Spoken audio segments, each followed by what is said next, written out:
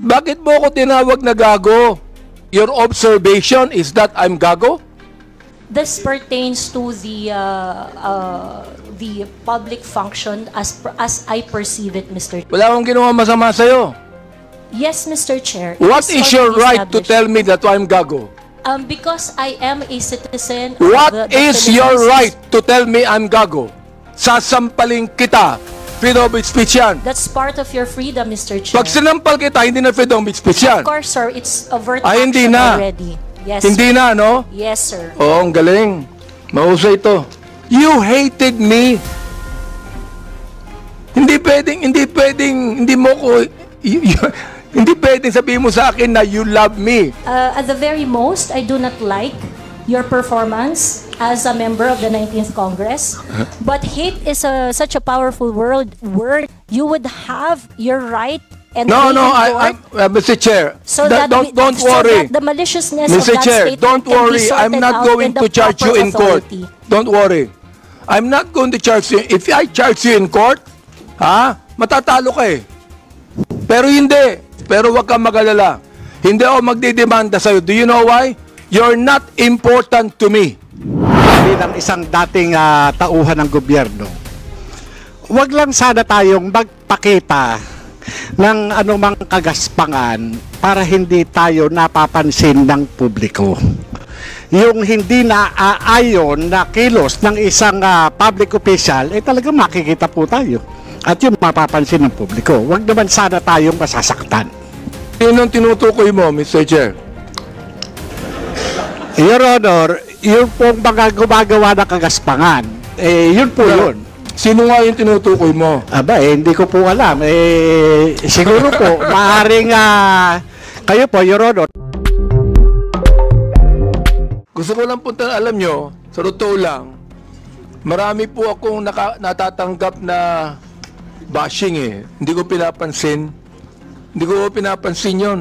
Katulad ni Kabayan, hindi ako naiinsulto, hindi ako nababagabag, hindi ko pinapansin, wala namang katotohanan yun eh.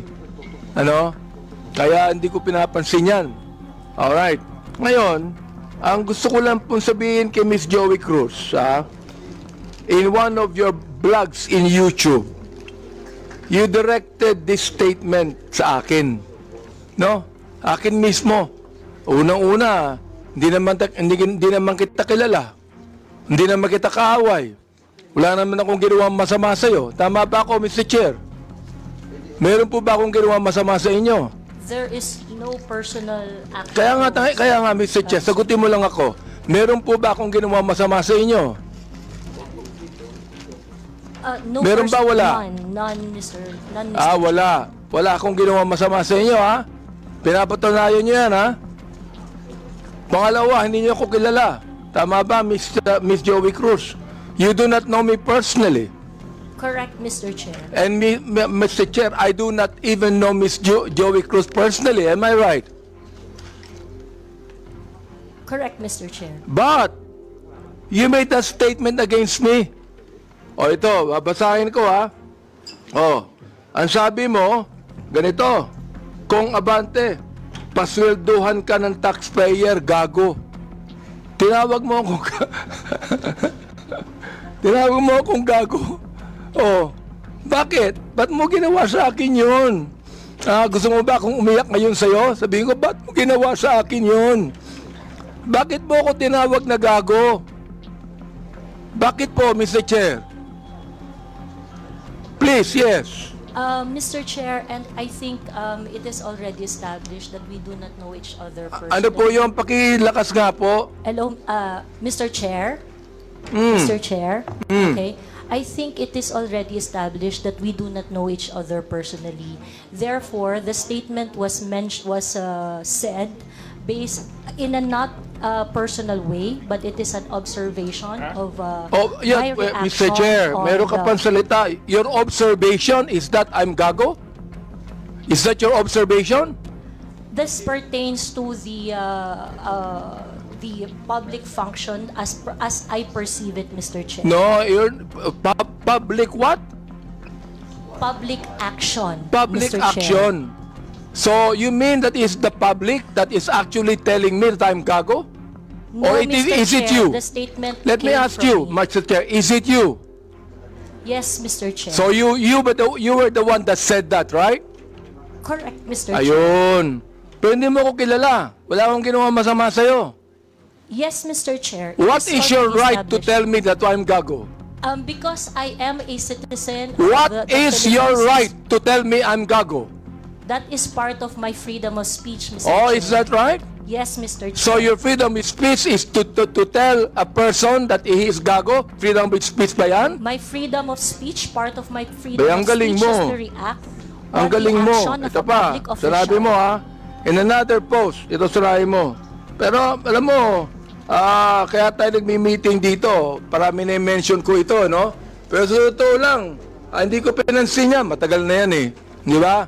Hindi ko pinansin yan. Ito ha, ang sabi mo, you know, Kong Benny Abante, I can find all of this. Isasampal ko ito sa pagmumukha mo. Is that still freedom of speech? Mr. Chair, I am not very familiar. Yes with or the no, post. Mr. Chair? Is that still, you think, freedom of speech? When you said, isasampal ko ito sa pagmumukha mo. Mr. Is Chair, that freedom of speech? yes, Mr. Chair. Ganon. Oo. So, yung sabihin, ganito, if I tell you right now, sasampalin kita, freedom of speech yan. That's part of your freedom, Mr. Chair. Pag sinampal kita, hindi na freedom of speech yan. Of course, sir, it's overt Ay, hindi action na. already. Yes, Hindi sir. na, no? Yes, sir. Oo, ang galing. Mahusay ito. Oo, magaling ka. Oo. Ang sabi mo, I'm going to be Hindi ko masabi to, Mr. Chair. F-U-C-K-E-D. Prepared. Binanggit mo yon? Mr. Chair, Bakit naman? Mr. Chair, Ano may ba I nagawa know kong when kasalanan that post sa'yo? was posted? Mr. Chair, Oh. Mr. Chair, so that I can answer intelligently on the question You of... can, Mr. Chair, may I know you can the date answer of the intelligently, I but cannot what you answer- said here, is that intelligent? Let me ask you, Mr. Chair. Nung sinabi mo, you know, Kong Benny Abante, I can find all of this, isasampal ko ito sa pagmumukha mo. Is that intelligent? Mr. Chair, I cannot intelligently answer if I do not know when the post was posted. You don't know, Mr. Yes, Chair? Mr. Chair, I think in a day I post maybe 50, Well, you know, 50 posts in a day. I would like to understand, It Mr. means, Chair. Mr. Chair, that you can post something today and you forget that tomorrow. Am I right? That is correct, Mr. Chair. That's very likely. So, pakiklaro nga, Mr. Chair. Ano yung isasampal mo sa pagmumukha ko? That is why, Mr. Chair, for me to intelligently answer your question, I need to know when it was posted. Well, we are going to get the date when this was said. Thank you, so Mr. you would Chair. be able to know. Thank you. Kaya pinapa-confirm ko lang yung statement na yan eh. Oh, is ibig sabihin, do you believe, hindi ko na sabihin ang freedom of speech.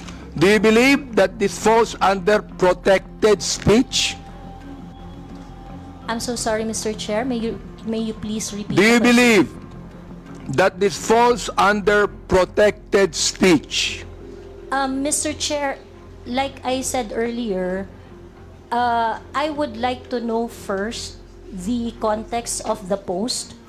But rest assured, Mr. Chair, that when I post in my platform, I make sure that it is a reaction on the news or public action.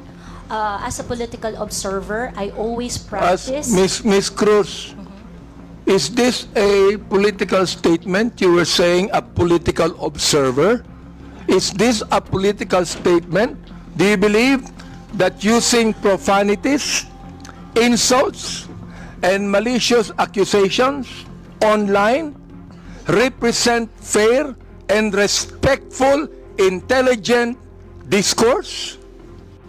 Except as part of your statement, Mr. Chair, the malicious imputation you said, except that, the rest that you said, yes, it is part of the healthy public discourse. It is part of what, Mr. Chair? Healthy public discourse. O therefore, pag binanggit natin using profanities, insults, and malicious accusations, that is, anong tawag mo doon?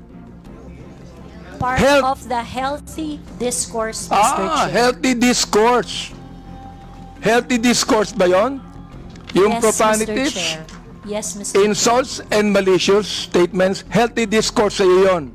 Yes, Mr. And that's the Chair. reason why, Mr. Chair, that we should now actually craft a legislation to put a stop to Miss Joey Cruz, who seemed to be intelligent, and a woman using profanities, malicious insults, saying it is healthy.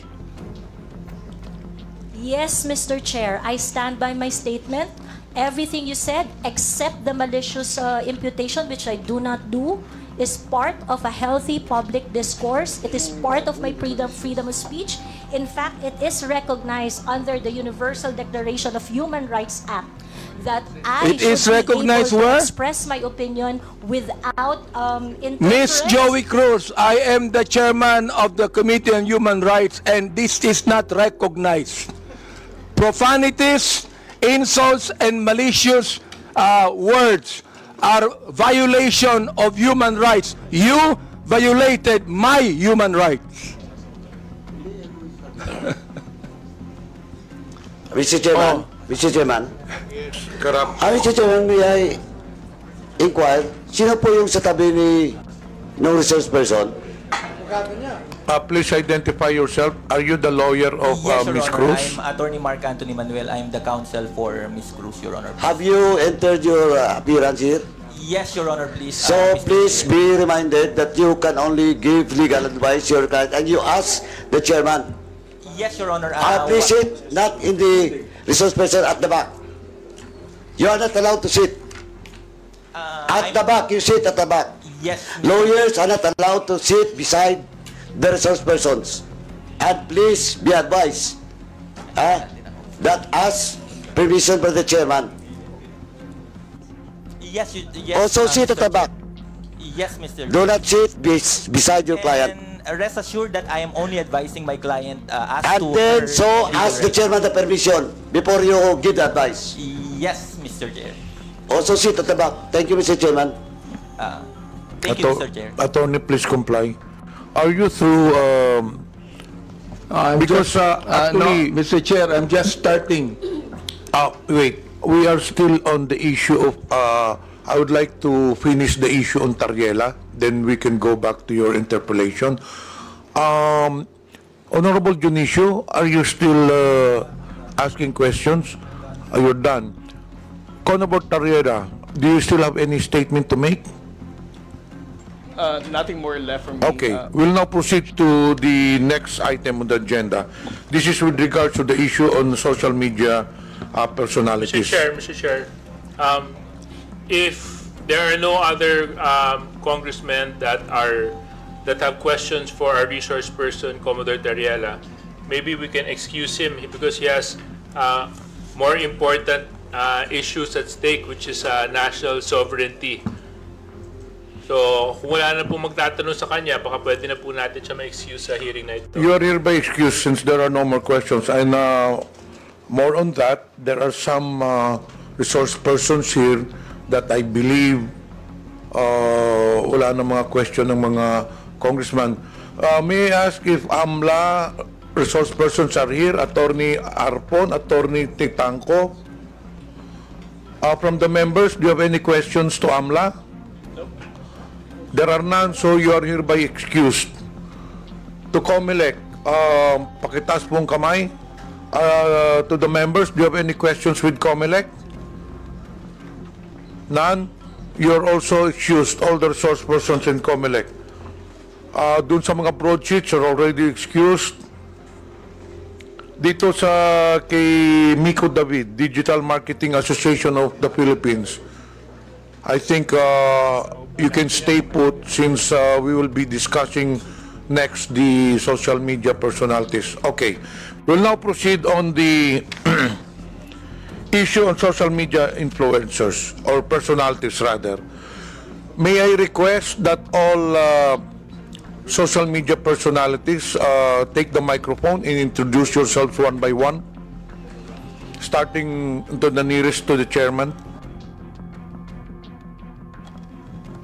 Good afternoon, Mr. Chair. I am George Ahmed Paglinawan. I am a lawyer. I am not Ado Paglinawan, the one that was mentioned by the Commodore Tariela. I believe there is another person who is named Ado Paglinawan, and I'm sure that that is not me. Thank you. Okay, next. Yes, my name is Darwin Salcedo, known as Boss Dada in YouTube and Facebook. Next. My name is Dr. Richard Tesoro Mata. I'm a health blogger pediatrician. Next. Good afternoon, Mr. Chair. I'm Glenn Ang Chong, a lawyer, certified public accountant, and former member of the House of Representatives in the 13th Congress. Next, please. Good afternoon, Mr. Chair, and my name is Zain Batalya. I'm the person behind I Am Sean Wayne. Yes. Good afternoon, Mr. Chair. I am Manuel Mata Jr., also known as Coco Locoy in social media. Coco Loco. Coco Locoy, Mr. Chair. Good afternoon, Mr. Chair. I'm former PDEA agent Jonathan Morales, behind Agent Tambayan, Your Honor. So you're now a blogger also, Mr. Morales? Di ba resource person ka sa Senate before? Yes, sir. Mula po nung tinigil yung PDEA Leaks, nag-resort na po ako doon sa... You were a former PDEA agent? Yes, Your Your Honor. Yes, Mr. Chairman. Blogger ka na ngayon? Yes, sir. Okay, next. I am Vivian Rodriguez, better known as Vivian Velez, as my screen name. I was not invited in this committee hearing, but I was mentioned the last time, the last hearing. So Okay. I'm here. Anyway, this is a public hearing. Anyone is welcome to attend the hearing. Next. Good afternoon po, Mr. Chair. I'm Alvin Montero. I'm not a blogger, or I'm not a journalist. Thank you. Good afternoon, Mr. Chair and honorable members of the committee.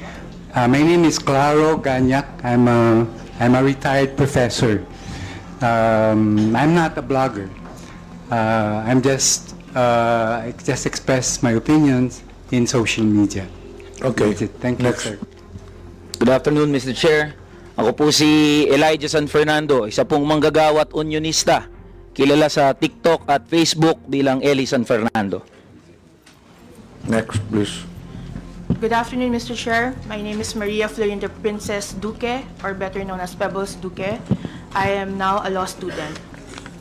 Next, please. Good afternoon, Mr. Speaker. Mr. Chair, sorry. I'm Dr. Ethel Pineda Garcia. Okay. I think there are some vacant seats. Pwede na pong kunin yun. Yes. I am Trixie Cruz Angeles. I am a lawyer. Next, please. May I continue, Mr. Chair? Wait, meron pa yata dito sa... Kompleto na po ba ang mga social media personalities? Who is Vicente Cunanan? You're also a social media personality? Okay, so you can now proceed with your interpellation. Thank you, Mr. Chair. Again, Ms. Cruz, do you believe that freedom of expression is not absolute? Yes, Mr. Chair. You do. Of course. I'd like to ask the other bloggers if they also believe that. Yes, Mr. Chair. You also believe that? Okay. Sir, Now, there's always a limitation. Ms. Cruz said, yung kanyang statement sa YouTube, no? Na profanities, insults, malicious, is a healthy discourse. Gusto kong tanungin yung mga vloggers natin, do you agree with her on that? Yes. That profanities, insults, and malicious accusations is a healthy discourse and a part of the freedom of expression? We would like to ask every blogger to answer me yes or no if they believe in that. Mr. Chair, can I be recognized? Yes. Mr. Chair, no other than the highest court of the land has repeatedly said na hindi po masama ang pagmumura, lalong-lalo na sa mga pampublikong opisyal, especially kung ang pinatutungkulan po ay yung official functions nila. Not the person, but their official functions, Mr. Chair. So yun po ang paninindigan, lalong-lalo na po namin bilang mga manggagawa, dahil kahit meron pong TikTok, Facebook o social media, sa komunidad po, yan ang lengguwahe ng mga manggagawa at ordinaryong Pilipino na nagagalit. Hindi po kasalanan ng mga vlogger o ng mga gumagamit ng Facebook, TikTok, X o kung ano pa mang social media platforms kung bakit merong ganito na mga pagmumura o profanities. Ito po ay lengguwahe ng mga manggagawa at ordinaryong Pilipino na nagagalit. Mr. Elijah, hindi ko binabagit yung lingwahe ng ordinaryong Pilipino. Ang binabanggit ko, lingwahe ng vlogger. Hindi ka ordinaryong Pilipino. Mr. Chair. Tatandali lang, kasalala pa ako eh. Alright. Hindi ka ordinaryong Pilipino. Tama, mali? Ordinaryong Pilipino ako, Mr. Chair. Hindi ka ordinaryong Pilipino, vlogger ka eh. No, manggagawa ako, Mr. Chair. Lahat pa ng ordinaryong Pilipino, vlogger? Mr. Chair, manggagawa ho ako na may platform ho. So, ordinaryong Pilipino ho ako, Mr. Chair. Mr. Chair, point of order. We have our rules here. I think the resource person cannot answer without being recognized by the chair. Sorry, Mr. Chair. Okay, reminder to all resource persons, let the interpolator finish his line of questioning in his statement. And resource persons can only talk when the chair recognizes them. Okay. Nabanggit mo kanina na yung profanities, yung insult, yung malicious accusation, kung yan ay sinabi sa kanyang, anong tawag doon, functions bilang public official, okay yun. Yung sabi mo, di ba? But not on a personal basis, correct? Ayan. Yes, Mr. Chair. Sabihin natin, naniniwala ako dyan. Pero, hindi naman niya sinabi yan sa akin on my public functions, official functions. It is a personal accusations on me. Mr. Elijah. Mr. Chair, can I be I cannot speak on behalf of Ms. Joey, Mr. Chair. Naano ko lang yung sinabi mo. Yes, Mr. Chair. Okay, now I'd like to ask Ms. Joey, Ms. Cruz, are you insulting me on my public official functions or it is a personal accusation on me? It's not a personal accusation, Mr. Chair, and I think we have agreed early on that we do not have any personal relationship. Yes, that's right. Pero ito, ang sabi ni Elijah, okay lang yon kung yan ay sinabi in my official functions as a public servant. Alam mo ba yung official functions ko? Yes, Mr. Chair. And alam mo. So therefore, hindi ka naniniwala sa aking official functions, kaya tinawag mo akong gago. No, Mr. Chair. The observation that I uttered to describe your performance of your official action, that is my observation. That is what I felt. Well, inobserbuhan mo ba yung aking official functions? Yes, Mr. Chair. Inobserbuhan mo since I won in 2019? No, Mr. Chair. I closely monitored your performance as a congressman in the 19th Congress. And you hated me for that? No, not really, Mr. Hindi, Chair. gago. Binagit mo sa akin, gago. So you hated me, Mr. Chair. Ano ba ibig sabihin nun? Binanggit mo, gago ako. Binanggit mo, isasampal ko ito sa pagmumukha mo. Binanggit mo, I'm going to be... Hindi ko mabanggit eh. Okay. If you prepared, binanggit mo yun eh. Oo. Therefore, you hated me. Hindi pwedeng sabihin mo sa akin na you love me. Is that the person that you said that you love me? I love you, and because of that, isasampal ko ito sa'yo. May I respond, Mr. Chair? Yeah, go ahead. Sige, Mr. Chair, go ahead, respond. At the very most, I do not like your performance as a member of the 19th Congress. But hate is such a powerful word because we established earlier that we do not have any personal relationship or any Mr. Chair, binanggit mo yung human rights. Yes, binanggit mo Mr. yan kanina, di ba? Correct, Mr. Therefore, Chair. Mr. Chair, you violated my human rights. Why? Because when you said those profanities, those insults, yung gago, yung isasampol ko ito sa pagbubuka mo, you violated my human rights. You did. May I respond, Mr. Chair? Teka, Mr. Chair, hindi ako nagagalit sa'yo. Okay? At wala akong pakialam sa'yo. Kahit na anong sabihin mo, okay lang sa akin. Alright? Pero itong ating pinag-uusapan ngayon, merong kinalaman sa mga legislation na aming gagawin later on. That is why I am asking you right now. Sapagkat napakahalaga nito. Kapag binabanggit mo, if you're saying that using profanities, insults, and malicious accusations online represent fair and respectful discourse and a healthy discourse, therefore you're telling us that the freedom of expression is absolute. You can say anything you want, and that is freedom of expression. Yun ang sinasabi ko, Mr. Chair. May I respond, Mr. Chair? Pag binanggit mo, if you said that freedom of expression is not absolute, therefore, there are certain things that you cannot say. Yun ang ibig sabihin nung freedom of expression is not absolute. May limitation yun. Di ba? Oh. Go ahead. You can answer now. Okay, thank you very much, Mr. Chair.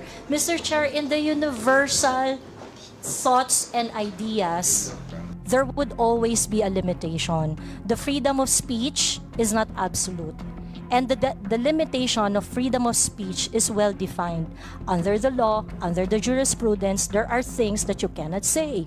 There are things that Mr. Chair, what jurisprudence are you talking about? Supreme Court decisions, Your Honor. Can you tell me what law? Example of law that limits your Yes. freedom of expression. For Can you example, tell me the Mr. Chair, jurisprudence? Yes, Mr. Chair. For example, Mr. Chair, there is I cannot specify the specific law, Mr. Chair. There but is a law on libel. Law There on is a libel. law on slander. There is a law. Is it okay, Mr. Chair, if I give my example? Okay, thank you very much. One example, and I think this example is very demonstrative, is very illustrative of the limitation of freedom of speech. Right now, it is election, midterm election, and it is not allowed that people are going to campaign on the day of the election day. That is a clear prohibition to express on the part of the citizen to say whatever they want to say on that Teka, election Mr. day, Chair, ano po ang connection nung binabanggit mo? I'm asking you about the jurisprudence. I just told you that there is a law against on libel, on cybercrime. What you said today is libelous. What you said here is libelous. Why? Mr. Because Chair. there is a malicious intent. When you use profanities, when you use the word gago, there is a malicious accusation, and that is libelous. Mr. Chair, if that is your assessment, And that kind of listen, statement, you not will only have your... libelous, Mr. Chair, sandali lang ha. Not only libelous, ha? That is also unjust vexation on my part. May I respond, Mr. Chair? Go ahead. Okay, Mr. Chair, if you think that you are violated by my exercise of my freedom, you would have your right and No, be no, in court Mr. Chair, so that don't so worry. that the maliciousness Mr. of that Chair, statement don't can be worry. I'm sorted not out going in the to charge you proper in court. authority. Don't worry. I'm not going to charge you. If I charge you in court, matatalo ka eh. Pero hindi. Oo. Unjust vexation to. Alam niyo ba yon? Are you a lawyer or not? I am not a lawyer, Mr. So Chair. therefore, you should know this. The thing is this, pero wag kang mag-alala. Hindi ako magdidemanda sa'yo. Do you know why? You're not important to me. Alright? Ang dahilan lamang, kaya natin ginagawa ito, para magkaroon kami ng idea kung anong legislation ang nais naming gawin. Pero ikaw, you are not important to me. Alright? Oo. Thank you, Mr. Chair. Yan. Yeah, wag kang mag-alala. Hindi ako kailanman magdidemanda sa'yo. Alright? Oh. Tumatawa ka pa eh. Thank you, Mr. Chair. Natatawa ka sa akin eh. No, Mr. Chair, I am expressing my gratitude, Mr. Chair. Ganun ba? Mr. Chair, tumatawa ka and you're expressing your gratitude by your sarcastic laughter? I am not laughing, Mr. Chair.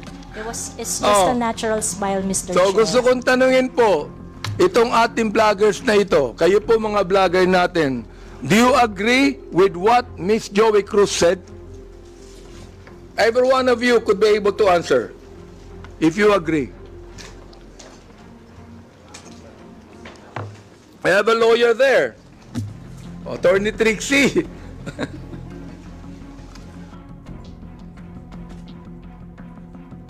Attorney Trixie, you have the floor. Thank you, Mr. Chair. I disagree with Ms. Joey. I believe that there is, instead of a limitation on the freedom of speech, I believe that speech is either protected or not protected. Thank you very much. Those that are covered by the law, such as the law on inciting to terrorism, inciting to rebellion, and so on, are unprotected speech. And those that are not covered by any limitations by the law are protected speech. The Supreme Court has said that expressions of frustration are protected speech. And therefore, although we differ, Ms. Joey and I, on the approach to the problem, we agree on the solution. Okay, let me ask the other bloggers that we have. Each of you could be able to answer and tell me if you agree with Ms. Cruz on that. Your Honor, Mr. Chair, I am Dr. Mata. I'm a bit forgiving on those things sometimes, Mr. Chair, because sometimes people are so expressive that we tend to say things. And I could cite, Mr. Chair, your example on the last hearing. You mentioned something as well. I won't mention it now, but you said it's something, but I know it was withdrawn as well. So there's no, I'm not affected by what you said, because sometimes you're just, in your emotions, you tend to say things, which you said, T-A-N-G-A, but it's okay, Your Honor. Mr. Chair, let me answer that, no? When I say T-A-N-G-A, binalik ko lang sa kanya eh. Siya ang unang nagsabi. Siya ang unang nagsabi. Para bang pinukul ka ng balisong, nasa lubo yung balisong, binalik mo sa kanya. Kaya ako binanggit. Hindi ako ang unang nagsabi. Ang unang nagsabi, yung vlogger mismo. Ibinalik ko lamang sa kanya. Oh, ngayon, ako ang masama. Samantalang yung vlogger na nagsabing tanga ang gobyerno, hindi masama. Nung ako ang nagsabing tanga, ako naman ngayon na masama. Ano ba talaga, Mr. Chair? Yes, thank you for your explanation on that, Mr. Chair. Mr. Chair.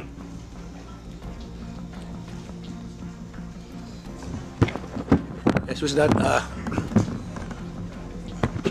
Mr. Chair. Mr. Morales, yes, please proceed. Yes, sir.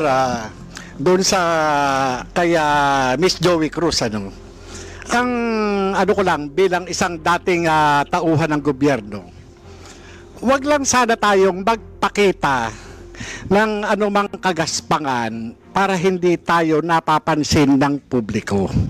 Yun lang po.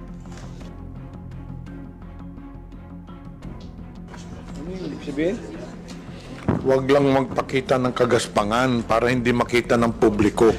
Yes, Your Honor, Mr. Chairman. Yun lang po. Kasi kung magpapakita tayo ng kagaspangan at makikita ng publiko yung hindi naaayon na kilos ng isang public official, talaga makikita po tayo. At yun mapapansin ng publiko. Huwag naman sana tayong masasaktan. Yun ang tinutukoy mo, Mr. Chair. Your Honor, yun pong mga gumagawa ng kagaspangan, yun po yun. Sino nga yung tinutukoy mo? Aba, hindi ko po alam. Siguro po, maaaring kayo po, Your Honor, mawalang galang na po, nasa inyo po yun kung sino po yung mapapatungkulan nun. Mr. Chair, ano ba yung kagaspangan na narinig mo? Sino yung nagsabi ng kagaspangan? Your Honor, ito po bilang isang dating tauhan ng gobyerno. Nagiging maingat dapat ang isang tauhan ng gobyerno habang siya ay nanunungkulan. Katulad ng pagnanakaw, pag-aabuso sa tungkulin, pagmamalabis. Yan po yung isa sa mga dapat na tinitingnan natin. At kung tayo man ay tauhan ng gobyerno, dapat ginagampanan natin ng buong husay, buong giting, tulad ng mga alagad ng batas na handang ialay ang sarili niyang buhay para lamang doon sa sinumpaang tungkulin. Mr. Chairman. Mr. Chair, tama yung binanggit ni Mr. Morales tama Pero ang tinatanong ko sa iyo, nag-a-agree ka ba sa sinabi ni Miss Cruz? Saang particular, Your Honor, Mr. Chairman? Hindi ka pa na nakikinig sa akin Bira naman buhay ito. Pagpaumanhin niyo po, Your Honor, at nangati po yung aking binti, maaring hindi ko po wala kang napansin. karapatang magsalita kung hindi mo narinig lahat ng mga sinabi. Iyon pong narinig ko. Very clear po. Akong narinig. Very clear, Mr. Chair, ang sinabi ko. Kanina, pinag-uusapan natin yung lahat ng mga binanggit ni Miss Cruz. And I'm asking you now, kayong mga vlogger, oo, mga objective naman kayo, di ba? Ano ang palagay nyo rito?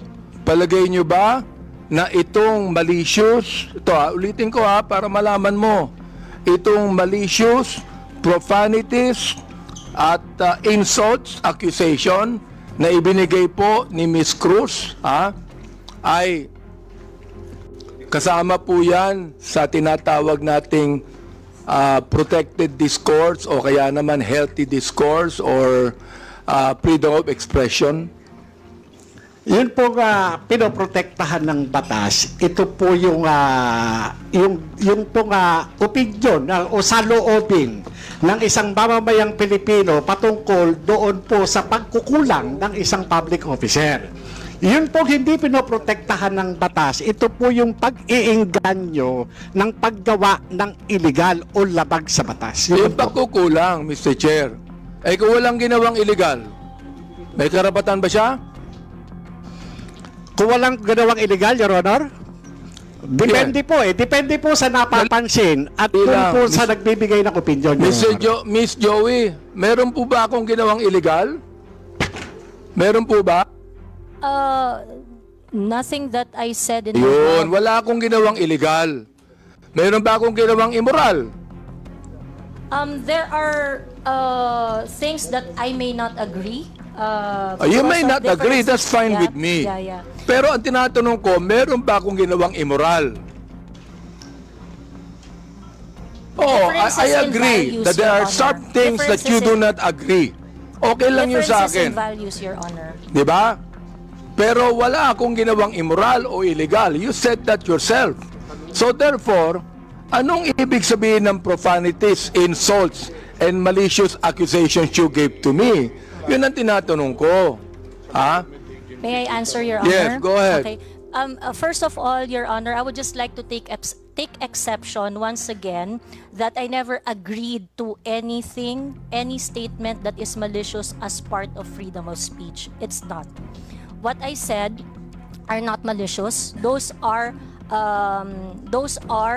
observation on my end, and the profanity is part of part of my expression of discontentment, disgust, because my expectation for a public officer is not Therefore, met. Mr. Chair, when you're saying that a public official who is not doing anything illegal or immoral, and you said something malicious, insult and profanities, Again, that is your observation. And you have the right to say that. Again, Mr. Chair, I am taking exception on the malicious statement. My statements are not malicious because my statements are always pertaining to the exercise of the public duty of the officer I am responding So to. therefore, when you said gago, that is not malicious. That is not malicious, Mr. Chair. Ah, okay. That is not malicious, ha? Yes, Mr. Chair. Oo. Pero ako, Miss Cruz, kahit kailan, hindi naman kita kilala, hindi ko alam ang ginagawa mo, wala akong karapatang tawagin kitang gago. And I respect your opinion, Mr. Chair. Not my opinion. That is my belief. I Iba yung respect your opinion, belief, Mr. iba Chair. yung belief. Okay. I'd like to ask the other vlogger if they agree with Miss Joey on that. Una po, I agree po na this is not malicious kasi na-establish na po na hindi po namin kayo kilala personally. And kung sabihin namin mahal namin kayo, it is because of your work as public official. Hindi po ibig sabihin mahal po namin kayo bilang kung ano pa man, malisyoso. And when we say we don't like what you are doing, it is also not malicious. It pertains to your job as a government official. So I think magkaiba din po kasi yung sukatan sa public official and also private citizen. So I think it's important for us to understand the difference of and the limitation doon sa public official and sa private citizen. And I agree po. Lahat po ng sinasabi namin sa inyo, because we don't know you personally, are not malicious. It's not personal. It's about your job lang po. Sometimes, Mr. Chair, I'm not onion-skinned, ayan, kilala ako ni Congressman Glenn. Kaibigan ko yan. I'm not onion-skinned. Ang ibinabagit lamang natin dito is how do we limit this? How do we regulate this? Yun ang aming inaanong batas. How do we regulate this kind of statements? Na masyadong personal to eh. Diba? Hindi ko na nga pinapansin eh. Oo. Kung hindi lang binigay sa akin itong mga bagay na sinabi, makikita ko ba to? Hindi ko nakita to eh, Miss Joey Cruz eh. I don't even care about that anymore. Hindi ako apektado dito eh. Di ba? And the thing is this, kayo makakatulong sa amin for us to be able to craft a better legislation to what? To tell you that the freedom of expression is not absolute. Yun ang nais naming sabihin dito. Para sa karagdagang impormasyon, ay huwag po nating kalimutang mag-subscribe sa channel na ito, at i-share lamang po ang video na iyong napanood. Maraming salamat po sa patuloy na pagtangkilik kay Senyor Rabaz.